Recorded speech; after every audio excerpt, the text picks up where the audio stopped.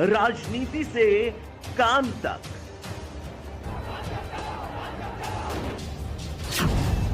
अपराध से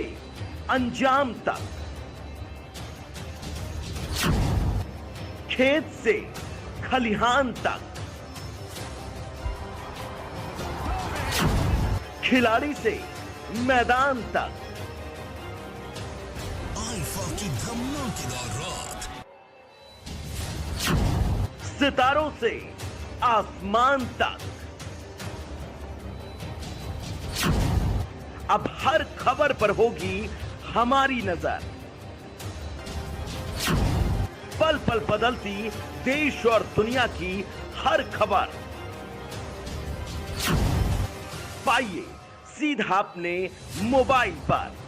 नमस्कार, बात करते हैं बालाघाट जिले की। बालाघाट में महाबोधि महाविहार मुक्ति आंदोलन समिति ने प्रेस वार्ता कर जानकारी देते हुए बताया कि बोधगया महाविहार वह स्थल है जिस जगह पर भगवान बुद्ध ने ज्ञान की प्राप्ति की थी, जिसकी वजह से बोधगया महाविहार बौद्ध समुदाय का पवित्र स्थल है और इस स्थल पर नतमस्तक होने के लिए केवल प्रदेश या देश के नहीं बल्कि विदेशों तक के लोग व श्रद्धालु आते हैं। लेकिन बौद्धों के इस पवित्र स्थल पर गैर ने अपना कब्जा कर लिया है, जहाँ महाबोधि विहार अधिनियम की आड़ में गैर बौद्ध ताकतों ने बोधगया पर अपना कब्जा जमा लिया है। जो लोग बोधगया का गलत इतिहास प्रस्तुत कर रहे हैं और पूजा अर्चना की गलत विधि व पद्धति बता रहे हैं, ऐसा आरोप लगाते हुए पवित्र धार्मिक स्थल बोधगया से गैर बौद्धों का अतिक्रमण हटाने और उक्त पवित्र स्थल को बौद्धों के सुपुर्द किए जाने की मांग देश भर में पिछले 134 वर्षों से की जा रही है।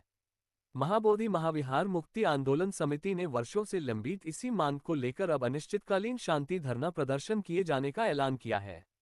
जिन्होंने आगामी 10 जुलाई को कोसमी स्थित त्रिरत्न बौद्ध विहार में वर्षावास के प्रथम दिन विभिन्न कार्यक्रमों के पश्चात वहां से अंबेडकर चौक तक रैली निकालकर बोधगया का आधिपत्य सौंपे जाने की मांग को लेकर अंबेडकर चौक में अनिश्चितकालीन शांति धरना प्रदर्शन शुरू किए जाने की चेतावनी दी है।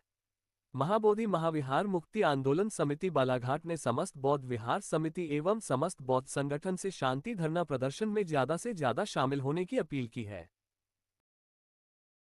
नमस्कार, मेरा नाम विकास खांडेलकर, मैं महाबोधि महाविहार मुक्ति आंदोलन समिति बालाघाट अध्यक्ष जी बताएंगे कुछ। आज ये जो प्रेस वार्ता बुलाई गई है, ये शांति धरना प्रदर्शन अनिश्चितकालीन जो 10 जुलाई से शुरू हो रहा है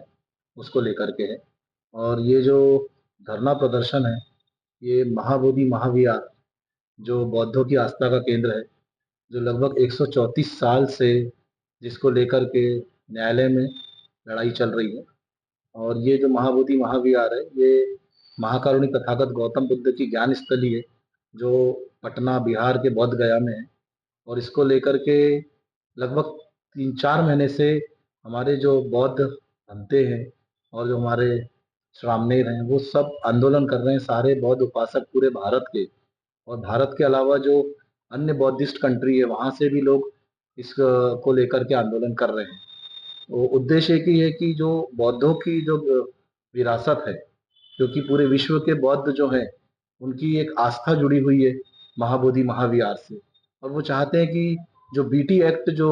बनाया गया है गवर्नमेंट के द्वारा, जो 1949 बीटी एक्ट, जो संविधान लागू होने के पहले से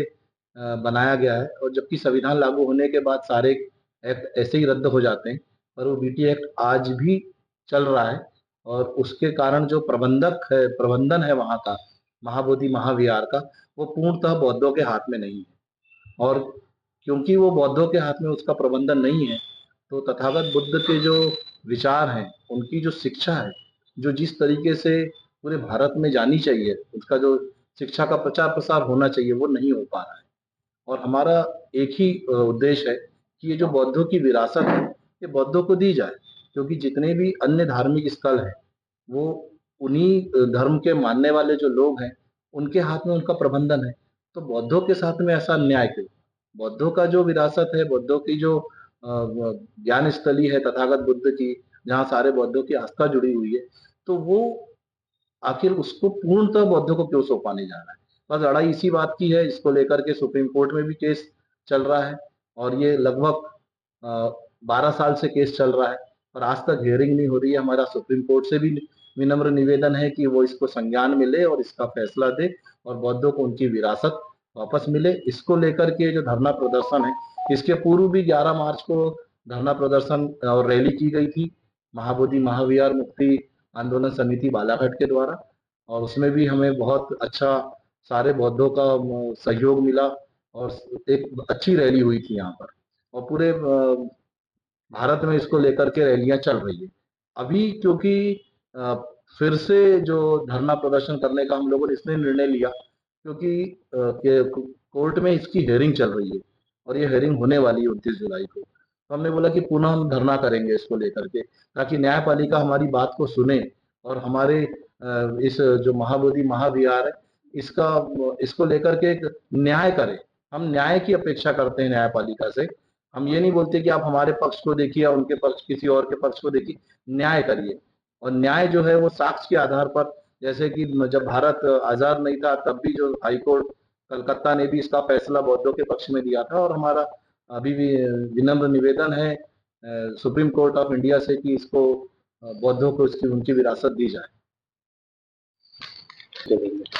मैं दयाल वासनिक, फूले अंबेडकर सार्वजनिक जयंती समारोह समिति का अध्यक्ष 2025-26। बताइए। जैसा कि आप सभी को मालूम है, तथागत गौतम बुद्ध की जो जन्मस्थली से लगा हुआ जो स्थान है जहाँ पर तथागत गौतम बुद्ध को ज्ञान की प्राप्ति हुई थी, बौद्ध गया, उस बौद्ध गया में जो टेम्पल जो बना हुआ था, उस टेम्पल जो कि बौद्ध लोगों की जो नगरी है, जहाँ से उनका आस्था का विषय है, जहाँ से तथागत को ज्ञान की प्राप्ति हुई थी, ये लड़ाई 124 वर्षों से चली आ रही है। उस समय जब अंग्रेजों का शासन था तो कोलकाता आदेश किया था कि ये जो बौद्ध का जो तीर्थ स्थल है ये इनको सौंपा जाए, लेकिन प्रशासन के द्वारा या शासन के द्वारा कुछ न कुछ कमियों को उजागर करते हुए एक बीटी एक्ट को लागू किया गया, जिसके तहत कुछ गैर बौद्धिस्टों के द्वारा उस एक्ट में सम्मिलित होकर हमारे आस्था के साथ खिलवाड़ किया जा रहा है। इसकी लड़ाई लगातार 124 वर्ष से चली आ रही है, और इस सुप्रीम कोर्ट में भी हमारे कुछ बौद्ध भिक्षुओं के द्वारा एक PIL दाखिल की गई थी, जिसका निर्णय अभी 31 या 30 नवंबर तारीख को है, 29 तारीख को है जुलाई को। तो आज जो धरने का जो मेन उद्देश्य है कि हम शांतिपूर्ण रूप से हमारी बातों को न्यायपालिका तक पहुंचाने का प्रयास कर रहे हैं कि जैसे भारतीय संविधान सभी को अपना धर्म मानने का अधिकार देता है, वैसे भी हम लोगों का, SC समाज के लोगों का जो तथागत को मानते हैं, बौद्धिस्ट लोगों का जो तथागत को जो मानते हैं, उनका भी अधिकार है कि हम अपने धर्म को माने। तो हमारा ये निवेदन है कि जो BT एक्ट में जो कार्यकारिणी बनी हुई है, जिसके तहत 9 समितियों का सदस्य है, जिसमें गैर बुद्धिस्ट को भी रखा गया है, बुद्धिस्ट को भी रखा गया है। जब गैर बुद्धिस्ट लोगों का हमारी समितियों में इन्वॉल्वमेंट रहेगा तो हमारी आस्था को कैसे समझेंगे,